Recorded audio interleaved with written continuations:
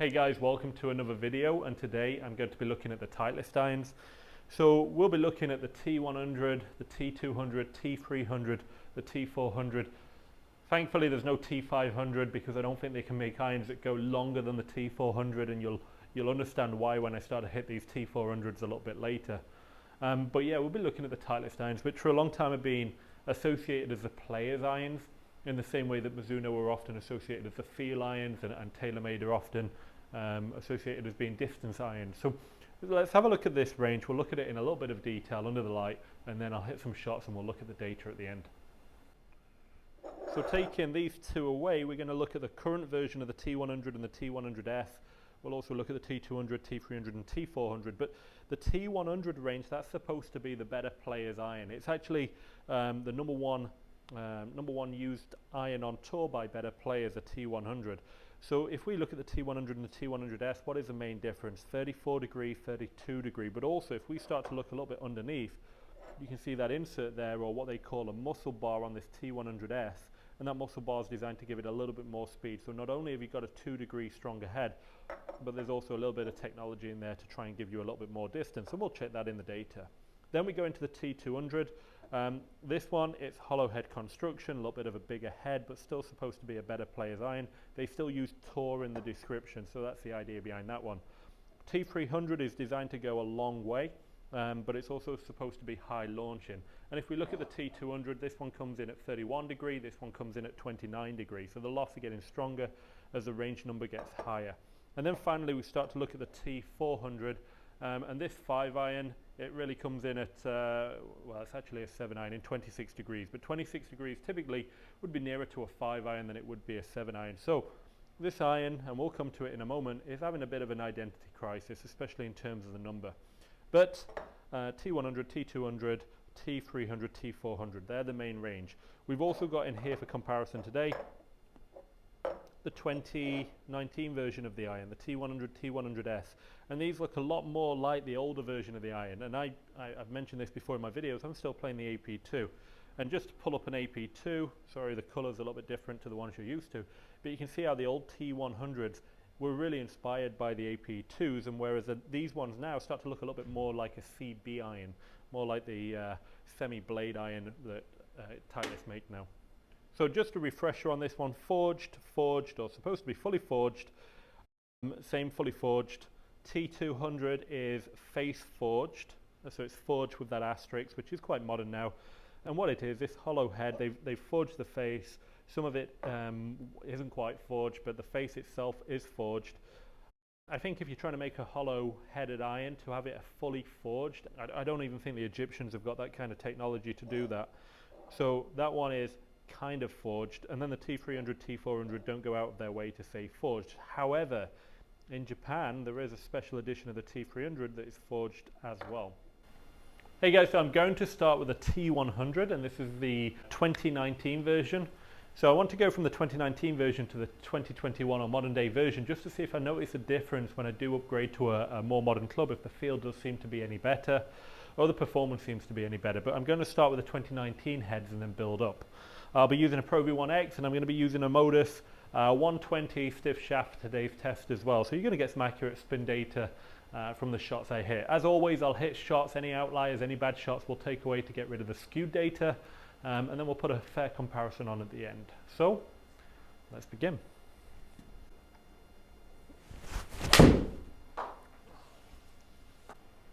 Okay guys, first club hit, T100 2019 version. For those that have used AP2s, you'll be familiar. It feels the same as an AP2. Looks very similar to an AP2. Only reason I never upgraded from the AP2, apart from having the black edition, which I quite like in the AP2, but the forgiveness is less. And I hit some shots here. I mean, I've had 18 shots, kind of an extended warm-up in there with testing club number 1 as well. But the forgiveness not quite there in the same way that the AP2 would. There's certain shots that I miss-hit, and I feel with the AP2 it'd still be pretty close to the target. So the forgiveness drops, and I will go into this maybe a little bit more into the conclusion, but I know a lot of good players that are intimidated by the T100 range. Recently I was playing golf with a young golfer, +3 handicap.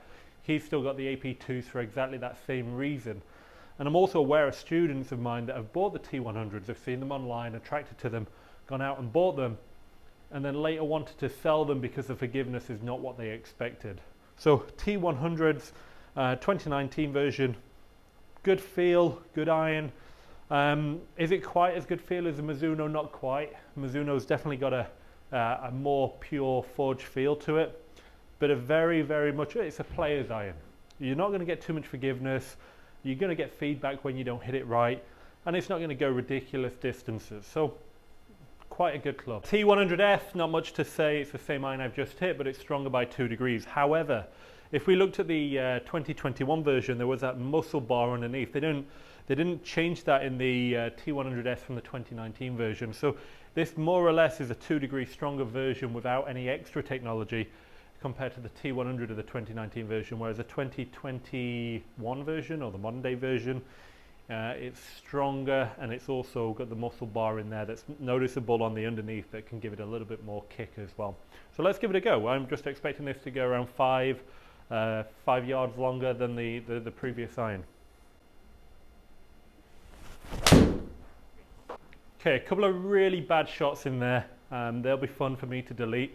One of them actually vibrated my finger, which is something I've not felt for a long time. So the forgiveness on these, I would scale them pretty low, but maybe nearer to a 2 out of 5. But again, they're just very similar to the last clubs, very good looking. One big difference between the T100 last year's range and this year's range is that they've gone for a more brushed steel approach, so cosmetically they look a little bit different. Say they look a little bit nearer to the CB range from last year, whereas like I say, these are really inspired by the AP2. Okay guys, welcome to the modern world. I've got the T100, this year's model. Like I mentioned, brushed steel. It does look cleaner. It looks a very clean iron. It looks a very intimidating iron, not so much as a blade, but it definitely has that profile of you've got to be a good player to hit me.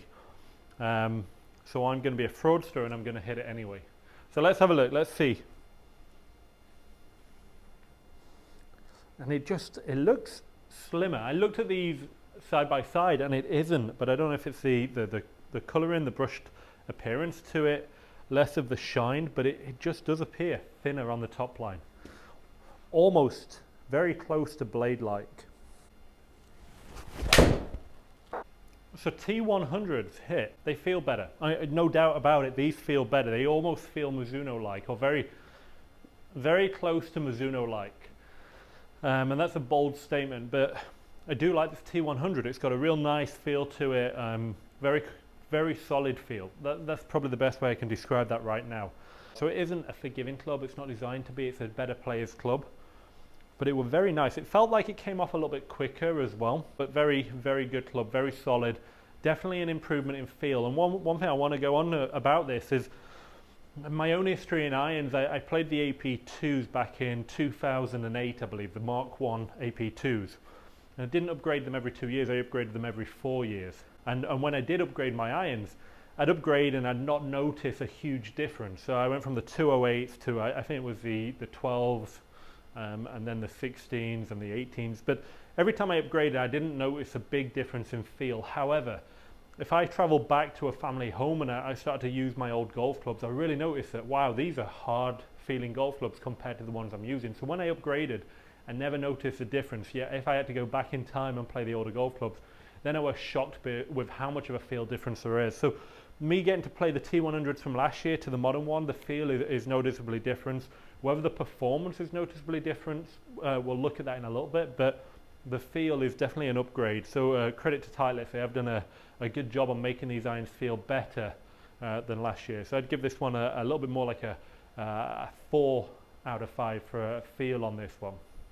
So I'll keep this one short. T100S, same iron I've just played, 2021 version, stronger loft. It should go a little bit longer, and it's also got that kind of groove in the back, the muscle bar that'll help to give it a little bit more distance too. So I expect this one to be really good. Let's see if that inclusion of this muscle bar, that little bit extra on the back, changes the feel out of the golf club. Let's have a look at that. That'll be interesting to find out. So T100S hit. It took me a little bit more time because I started to have the face a bit short and start to miss a little bit more left, which is my own problem. But they feel pretty good, and they feel on par with the T100 that I've just hit as well. So in terms of the feel, did that bar in the back change the way it felt? Not at all. It felt really good. I hit a few in there where I was like, wow, this feels great. But the same again, if I hit it off the toe or the heel, I felt the feedback, meaning it hurt my hands a little bit, that I'd not hit it well, and I lost the distance as well. So T100S, it does what it's supposed to do. It's 2 degrees stronger. Now, is it going longer because it's an improvement in technology, or is it just geometry? Is it just the fact that the club face is shut 2 degrees and it makes the ball come off a little bit lower launch, a little bit quicker, a little bit less spin? I think that would be more of the factor. The loft is such a key piece to this, making the club go longer. The muscle bar itself may not be the main ingredient for that. Now guys, over to the T200. So I've got that here, and I've got my AP2. I just wanted to compare the kind of top edge to it, and I would say the AP2 seems to have a very similar profile from the top. However, on certain irons, in the longer irons especially, you can start to see a little bit of the back edge, but the offset on the T200s is supposedly the same offset as on the T100, so it's not got a huge amount of offset. It does lend itself to a better player who's trying to avoid the overdraw. As the more offset you get, typically the more draw you'll get as well. But in terms of the sole, if we were to look at both of these on the bottom, you'd start to see the soles wider on the T200 versus the AP2. And same again for the T100s. They're going to have a smaller sole. This would be a wider sole. So T200s actually surprised me. In terms of feel, it's good, but in a different way to the T100. And what I'd say, it's hollow, so you get that sound that doesn't sound solid in the same way that a T100 does. You hit it well, and it's got a little bit of a clickier sound. Even though it's a forged face, it's clickier. Now, it doesn't feel bad unless you hit it really bad, but it doesn't feel the same way out of the middle that the T100 does. So just treat it as nice but different. Also, one thing that seemed to surprise me about the T200, I was expecting to be blown away, and I've not paid too much attention to the data, but I was expecting this to fly down the fairway, low spin, mid-launch. It seemed to be very playable. It looked like it had quite a nice ball flight, stayed up in the air a little bit more than I expected, spun a little bit more than I expected. So looking at the data, I'm going to be quite interested to see how well it performed. But it's a really, really good club. This is going to be very good for a lot of golfers, and I've already found success in some fittings with the T200 that it's just performed better than expected when I looked at hollow head construction irons. I had a conversation with a student once, and we were talking about pure irons and pure putters, in fact, the ones that are made out of one block of metal and then molded into a putter or into an iron, and how the feel off of those is much better than when you start putting inserts in. And I argue that it depends on the insert, and I think over time technology is going to improve where these irons that are hollow, we're always going to fight the acoustics on this. We're always going to fight that loud clinky noise. But technology is going to come where it doesn't have that clink in the same way, and it feels pretty good and performs pretty well. So I feel that these hollow-headed irons have still got a long way to go in terms of technology. They produce amazing results. They just feel different. And that doesn't mean they're bad. You just get used to a different sound or a different feel to the irons over a short period of time. So guys, T300 time. This is Titleist Ultimate Game Improvement Iron. That's what they say about this golf club. It's designed to go a long way, but it's designed to still hit the ball high. And that's through the technology. They've got the undercut cavity. They've got this MI section in there, which is maximum impact. It's not the first 2 letters of my name in tribute to me reviewing, unfortunately, but it is a golf club that's bigger. You can't miss that. When you put it down, it looks bigger. Let's see how the loft impacts if we can still launch it high. In terms of the loft, this is 29 degrees. Just to go through the setting, you've got the T100s in at 34 degrees, very typical 7-iron loft for a better player. If you go into the T100S, that's 32 degrees. Then you start getting into the T200s that people have said are the same loft as the T100S, but they're not. They're 31 degree, 1 degree stronger, and then this is 29. And then we will look at the T400 in a moment, and that is 26 degrees. So you've got a wide range of 7-irons from 34 to 26 degree. That's crazy. In my eyes, 8-degree difference. But let's have a look how these perform. I'll be interested to see. And just a quick note on this. In Japan, there is a forged version of the T300. Also, just before I do get on, it's also got some technology they call variable face thickness. Now, if you're like me and you played golf in the 2000s, Callaway used to have a Hawkeye driver that was VFT, variable face thickness. So if they bought or stole the technology, but the idea is the face is thicker at certain parts, and to give a trampoline effect, maximum ball speed out of the golf club. So it's not just one thickness club head, it's thicker where it needs to be, thinner where it needs to be. So T300 hit. Jumped straight into the feel. The feel felt pretty good. It felt better than I expected. Did it feel amazing? No. Did it disappoint me? Not at all. It actually felt nice. You're not going to pick up this golf club, hit it and go, it doesn't feel great. In terms of forgiveness, you hit it off center, it goes a long way. Granted, it is more offset, it is a bigger head. You notice it's a forgiving iron for a player that wants that forgiveness, but it performs. It's actually surprising, and I've been quite positive for the Titleist iron so far. But you could be part of the Titleist family using a T300 iron. That mindset of Titleist only make players clubs, well, I think the T200 and T300 proved that mindset wrong. So if we look at this iron and where it's supposed to fit, it's actually a very good iron. And I think if we go back to the AP1, AP2, AP3, the AP1 was huge, maximum forgiveness, a little bit ugly. The AP2 was a better player, low handicap player club. And then you got the AP3, which fit in between the AP1 and AP2, which confused a lot of people. Like, what is it supposed to do? And that's where the rebadging of the T100, T200, T300 came in, because it put them in order. The T100 for the better player, T300 looking at more forgiveness. So who is this club for? Well, it's for that golfer that wants more forgiveness, wants to play Titleist, but doesn't want a forgiving club that doesn't feel great. It actually feels really good for a forgiving, big-headed golf club that isn't forged. You could have gave me this and told me it was forged, and you could give me some clubs that claim to be forged and told me they were cast, and I believe you. I would say this feels better than certain golf clubs out there on the market right now that claim to be forged. Okay, T400 time. If you were in the streets with this, you'd probably be arrested. It looks like an offensive weapon. If you're thinking of cars, it looks like maybe the original Megane, the really ugly Megane that we had at some point, the boxy one. But it's not a very good looking golf club. The back hangs out, it's big, it's chunky, it's kind of got an identity crisis. It's saying it's a 7-iron, but the loft on it says otherwise, the loft being 26 degrees on this. Are you really a 7-iron, or are you a 5-iron in disguise? And what Titleist have done, and this is crazy, they go up to a 5-iron. So the 5-iron, I believe, is 20 degree. I might be wrong on that, but I believe it's 20 degree in the 5-iron. And it goes all the way down, and you've got this pitching wedge, right? So the pitching wedge is 36 degrees. That's an 8-iron, right? It's got an identity crisis. And then we've got wedge 1, and we've got wedge 2, and we've got wedge 3. And wedge 3 is 55 degrees. So that wedge 3 is supposed to be a sand iron, but it's 55 degrees. So then do you need you need a lob wedge in the bag, maybe a 58 or a 60? So all of a sudden I'm scratching my head that I've got a pitching wedge, wedge 1, wedge 2, wedge 3, and a lob wedge. I've got 5 wedges in the bag. So why don't you just tell me this is a 5-iron? Or at least a 6-iron, and get rid of one of those wedges. It is quite confusing. It is designed to go a long way. You'll hear in a moment, I've hit this before and I think it's pretty crazy. It's a hollow-headed construction again. So what do you get from hollow-headed construction? You tend to get a lack of feel. But let's see. I seem very critical on this club. It is going to be the right club for players out there that want to get the ball to launch lower, want to get the ball to spin less. So think of the golfers that have been using the, let's say, the Ping G710s or G700 for some time. It can compare to them. Also, the old Callaway Epic irons, they went a long way too. The Big Berthas maybe to some extent, but they were weaker lofted. But yeah, let's have a look. Let's just get out there and hit some golf shots. I've not hit too many shots with this golf club. I don't need to. The sound, not great. The feel, not really there.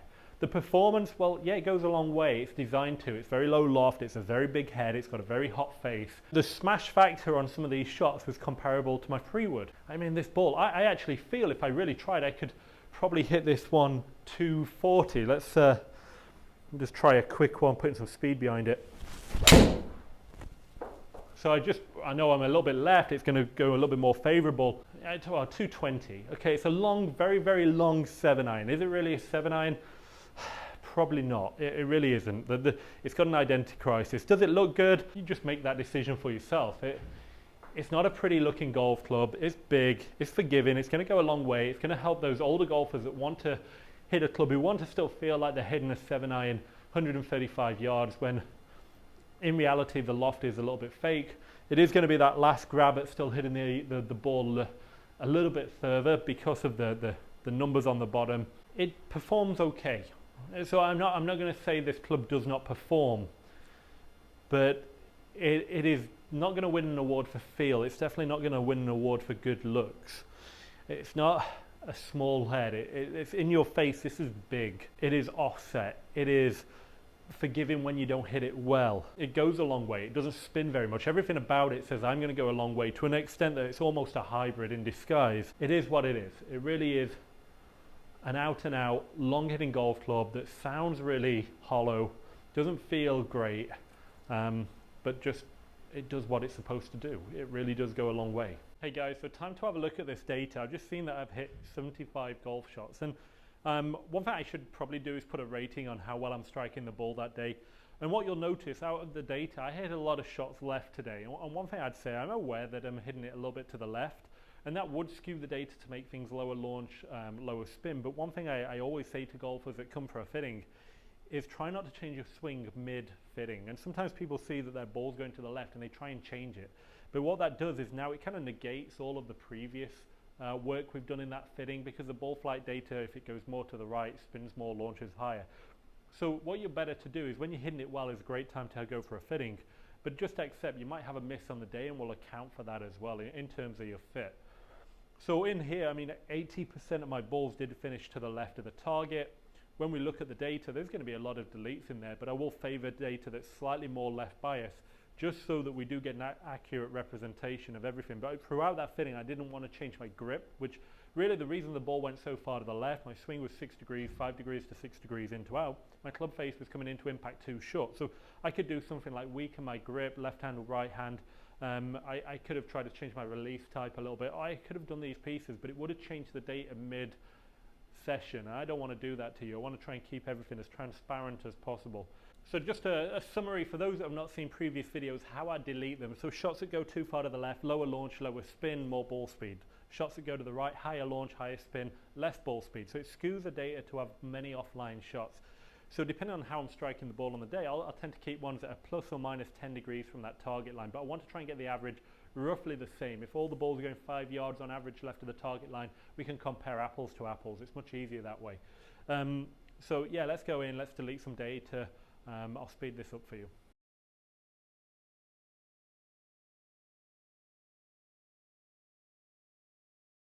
Okay guys, so I've done a chop, and it's quite a big chop.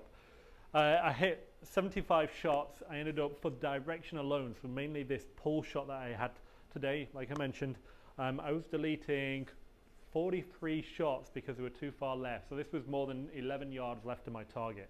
They got chopped out. And then I deleted 2 because there were ball speed issues, where I'd hit the ground maybe behind the ball and I'd lost the ball speed that I needed.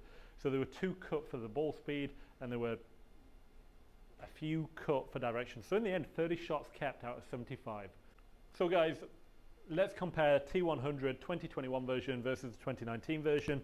As we see, the 2021 version, a little bit better ball speed, launch angle the same, backspin a little bit lower. So I did find, and it felt that way as well, the sound came off a little bit quicker, but it did feel like the new version just was a little bit faster off the face. And I can't really say I'm going to notice a difference in feel of that 2 mile an hour, 3 mile an hour ball speed. I'm not one of the best players in the world. I'm not going to notice that, but it did seem, the way it hit the net, to sound that little bit louder. And we actually got 7 yards more carry out of the golf club, mainly down to that ball speed being, what, 3 mile an hour faster. So for every 1 mile an hour, you typically pick up 2 yards, and then we add in a 400 RPMs less backspin, and there you go, you get yourself 7 yards extra distance. Now, before I even look at the screen, the T100S from the 2019 version, it did launch more to the right. So it was the only golf club I had on test, and this is just down to the way I hit it. Unfortunately, it did finish to the right of the target line. So we're going to expect that higher launch, higher backspin, and we get it. Launch, higher backspin. Don't pay too much attention to that data. It just was the only club that I had on test today that had an average shot that finished right of the target. There it is. Really, we're looking at a golf club that's 2 degree difference. I didn't really see that 2 degree difference in launch angle, but we did see that the T100S both times tended to be 5 to 10 yards longer than the T100 counterpart. So if you do want a little bit more distance, you do want a little bit lower launch, you do want a little bit less backspin, maybe don't go to a heavier shaft in the T100s. Go for a lower lofted, go for the T100S version over the T100. So now taking the 2019 versions out of the equation, we're now just looking at the most modern T range from Titleist, and that goes from the T100 to the T400. So interestingly, in this one, we did find that the T200 launched higher than the T100S, which again could be down to my ball striking, but the backspin was quite good, the ball speed was very good, the launch angle was very good.